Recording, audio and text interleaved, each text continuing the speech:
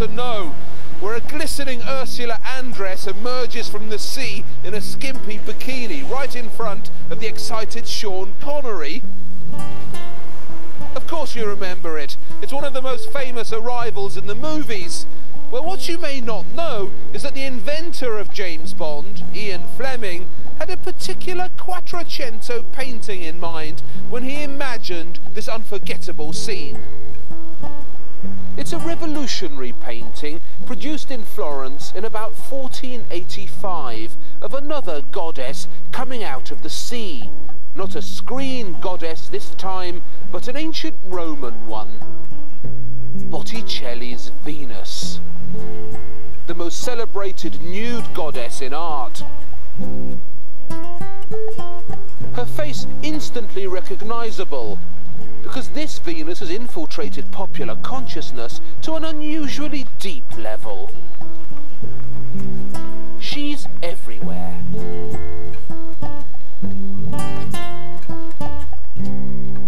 But hold on a bit. Ursula Andress was meant to be sexy and stirring in that beefy Swiss way of hers. She was after big desires and sweaty passions. That's definitely not what Botticelli's Venus is trying to do. The Venus doesn't do sweatiness. She is to Ursula Andress what an orchid is to a T-bone steak. She's delicate, fragile, modest, and I've always thought there's something of the Lady Di about her.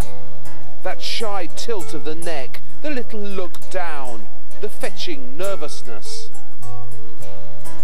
But if Botticelli never had in mind the full-blooded arousal of all those who looked at his sensationally famous Venus arriving naked on the beach, which he didn't, what exactly was he after?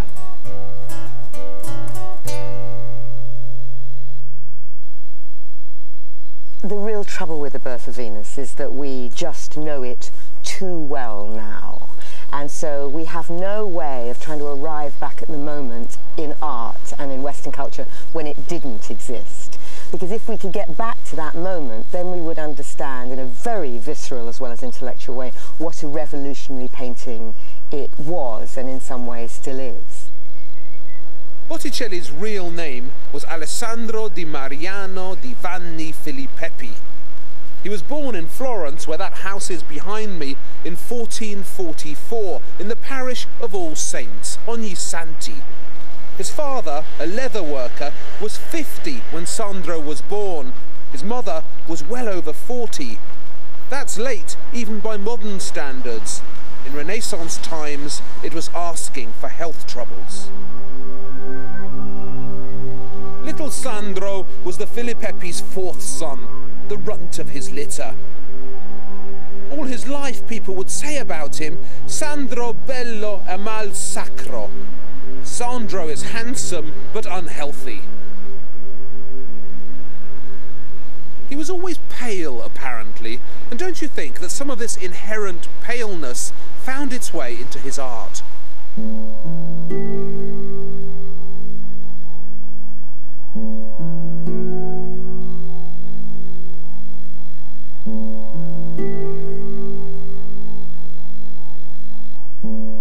There are two recorded explanations for why Alessandro dei Filippi came to be called Botticelli.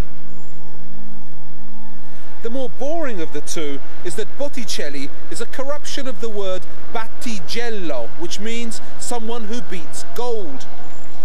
When Botticelli was a teenager, he was apprenticed to a Florentine goldsmith, and may indeed have been just such a battigello, or gold beater. His art always maintained a most fruitful relationship with gold, that's certainly true. Gold pops up in his paintings in lovely and interesting ways.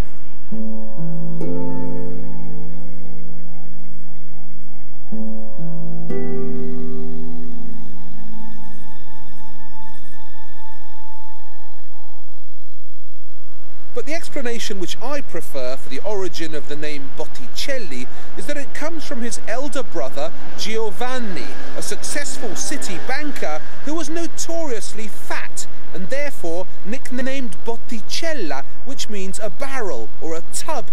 Thus his sickly younger brother became Little Barrel, Botticelli. It could be true. What's sure is that when he was in his mid-teens, Little Barrel gave up goldsmithery and began his apprenticeship as a painter. And that delicacy of his, that slight sickliness which contemporaries remembered about him, gave him an advantage when it came to producing pictures of rare Florentine exquisiteness. Is there not something highly strung and frangible about all his art? As far as we can tell, these big Botticelli paintings were basically furniture paintings. It may seem an odd way to regard them, these great, cherished, multi-million-pound masterpieces, but they were part of interior decoration, high-minded interior decoration of people who were very educated, and these are elite pictures for a very small circle of people. They certainly were not for public consumption.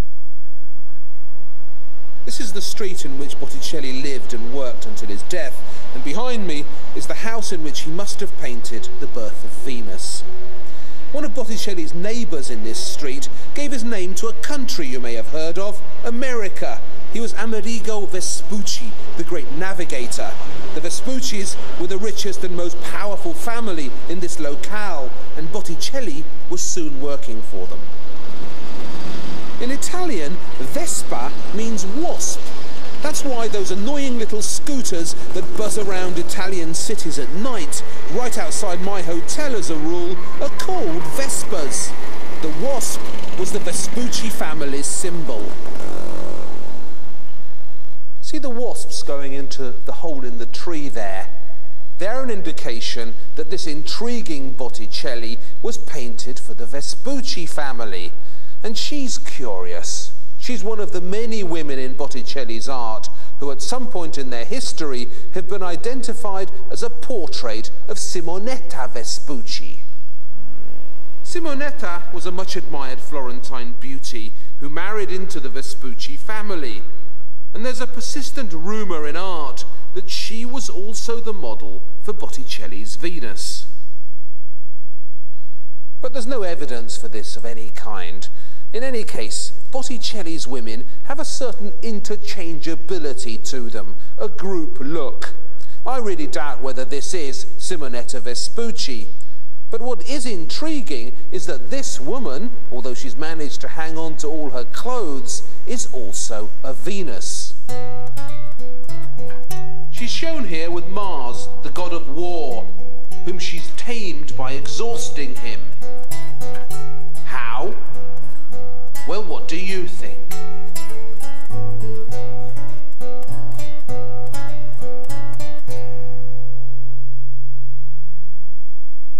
Today, we all know Venus is the goddess of love. I'm your Venus, I'm your fire, what's your desire, and all that. But that's not how she began. Originally, Venus was a minor Roman goddess charged with the safekeeping of town gardens and vineyards, the goddess of allotments, if you like. It was only when this minor horticultural deity of the Romans took on and absorbed the identity of Aphrodite, the Greek goddess of love, that she grew into the potent and popular mythological starlet so many have since desired.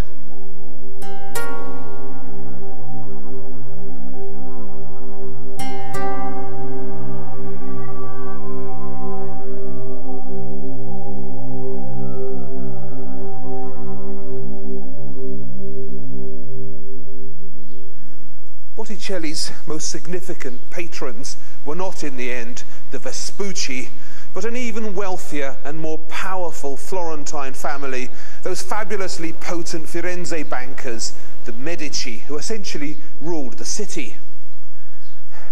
And this rather gloomy rural retreat was owned by one of the lesser Medici, Lorenzo di Pierfrancesco de' Medici. Essentially, this was his summer house, and somewhere in here, we don't know where, Botticelli's Birth of Venus used to hang. We don't know how it got here, we don't know when it got here, and we're not sure why it got here. but we do know that it used to hang somewhere in this gloomy rural retreat, alongside yet another of Botticelli's remarkable love nest of Venuses. I hope you're feeling clever, because this painting takes a lot of keeping up with. It's called La Primavera, the spring, and it features Venus again. She's the one standing in the middle, rather quietly, but we know it's her because there's Cupid, her son, firing off arrows of love above her head. Over here, very important figure, because the picture really moves from this side to the other side. Over here, blowing out his cheeks, is Zephyr, the god of the west wind. Now Zephyr is blowing away winter, and therefore, as it were, ushering in the spring. And as you can see, he's chasing this nymph here. She's Chloris. Zephyr fell in love with Chloris, but Chloris wasn't interested. He took her anyway. And what's happening is that the act of taking Chloris results in her transformation, because she changes into Flora, the goddess of spring. Venus, as we said, is in the middle with Cupid above her, and she's attended by her usual attendants, the three Graces, joyously dancing. And over here, finally, is Mercury, waving his wand at the clouds to dispel them, and therefore preparing for the spring again. Now he is probably a slightly disguised portrait of Lorenzo de' Medici, Lorenzo the Magnificent as he was called. If it is him, he's the one who commissioned this picture, and if he commissioned it, he probably did it because one of his cousins, Lorenzo di Pierfrancesco de' Medici, who lived in the Villa di Castello, was getting married, and this painting was meant to be an encouragement to him, and indeed it was meant to provide advice about fertility and how to bring out the best in your bride. It could be that the bride was a touch reluctant, like Chloris, and that she had to be forced into the marriage. But even if she was, it results in all this. In this astonishing, blooming, wonderful, flower-filled spring. This is one of the world's greatest ever evocations of fertility.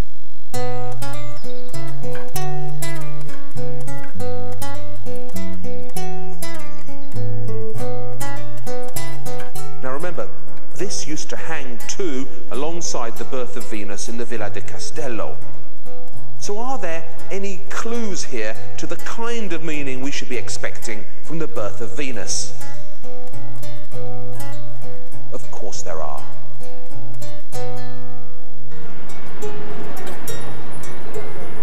The Mona Lisa has mystery. The Venus de Milo has a great body.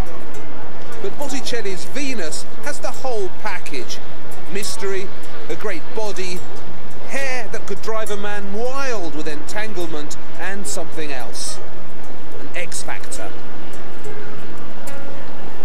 I've been puzzling over what this X factor might be for a couple of decades now. Coming over to Florence, trying to work out why this particular woman toots so many people's horns.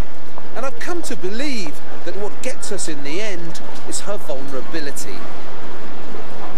Sure, all us guys want to jump into that picture with her and study some Latin, but we also want to protect her, to wrap that cloak about her.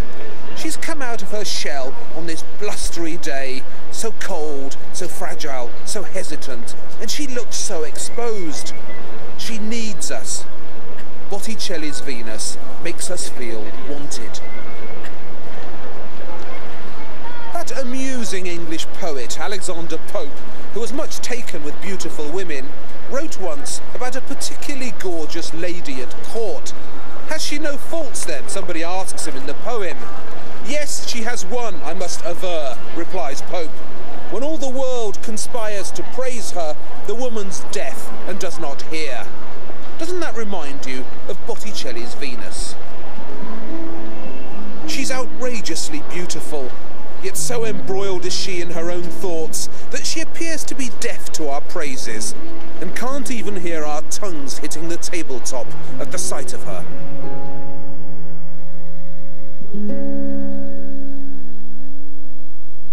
you first look at her, you think she's beautiful. But when you actually study her, there are two particular things that are sort of wrong with her.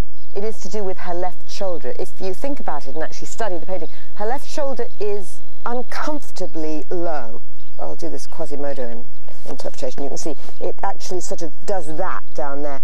But the neck and the shoulder together do look slightly strange when your eye concentrates upon them.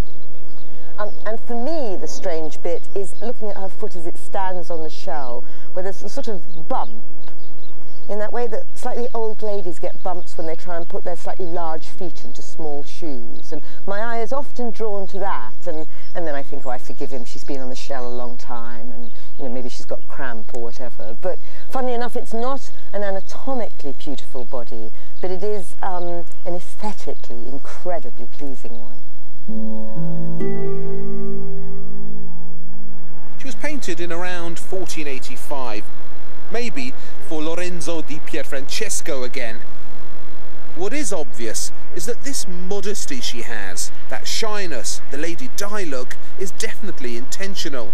We know this because her pose is based directly on a Roman statue owned by the Medici, the so-called Venus Pudica, or Modest Venus. This Roman Venus covers herself up and hides her bits. She symbolises the sort of modesty that Florentines demanded of their women, particularly when they entered into marriage. So, although Botticelli's Venus is naked, indeed, she's the first great mythological nude of the Renaissance, and she's nearly life-size to boot. Despite all that, the effect Botticelli wanted to convey with her was surely one of modesty, not of exposure. Though I don't think Botticelli's Birth of Venus is meant to be erotic, there is no doubt that she does open the door in Western art to the nude as carnal. And you only have to go 50 years down the line to Titian painting the Venus of Urbino, where you have a beautiful naked woman lying on a couch, incredibly aware of her own erotic teasing, and sort of saying, I am available sexually. And there begins such a great and terrible history of Western art and the female nude, which is about men looking at her and her needing to be desired.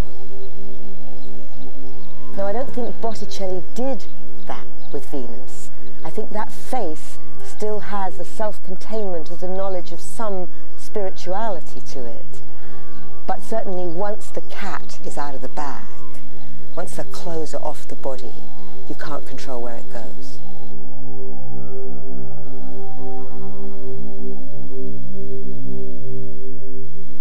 This is Hesiod's Theogony. It's the classical text that most clearly describes the birth of Venus. It's a hell of a story, blood-curdling. Uranus, the god of the sky, was being a beast to his mother and lover, Gaia, the earth. So Gaia persuaded their son, Kronos, a titan, to sneak up on Uranus while he was making love to Gaia and to cut off his testicles. Kronos then chucked these genitals into the sea. He lopped them off with the flint and threw them from the mainland into the great wash of the seawater, and they drifted a while on the open sea and there spread into a circle of white foam. And from this circle of white foam grew a girl, Venus, or Aphrodite as she was first called. Thus Venus was the nautical fruit of Uranus's frothing testicles.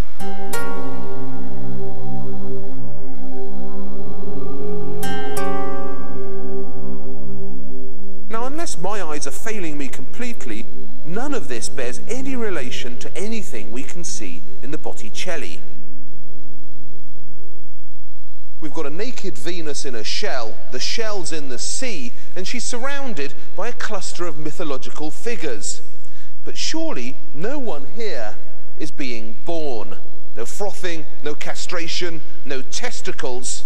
Yet if this isn't the birth of Venus, as we've been misinformed for hundreds of years, what else could it be? Let's have a close look at all this nature on show here, this excellent horticulture. There's plenty of it, and it's all meaningful. This little plant here between her legs, that's an anemone, a lovely spring favourite, which, according to legend, only grows when there's a warm wind. So the ancients used to call it the windflower. And lo and behold, up here in the corner is our old friend Zephyr, bringer of the warm wind and an inveterate blower. Zephyr isn't only blowing the anemone to life, look at all those roses pouring out of his mouth as well. The rose is specifically Venus's flower.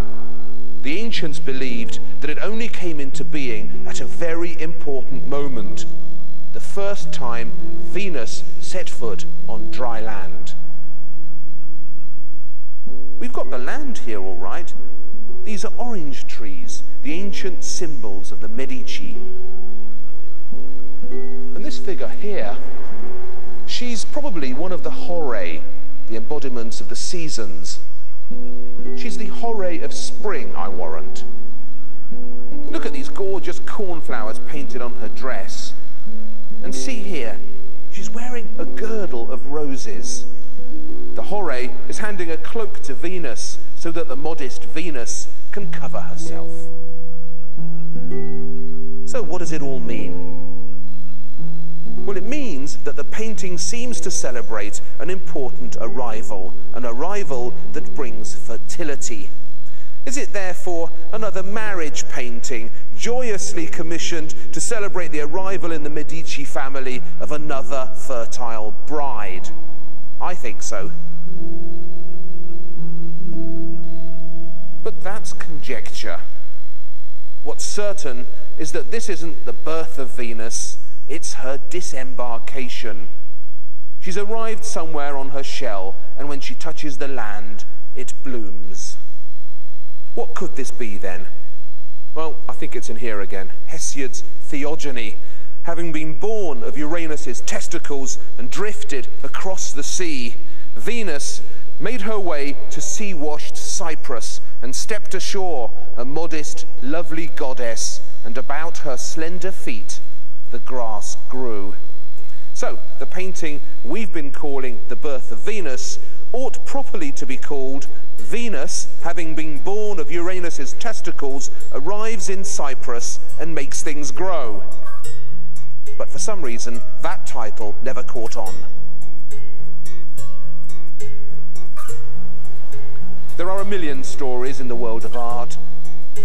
This has been just one of them.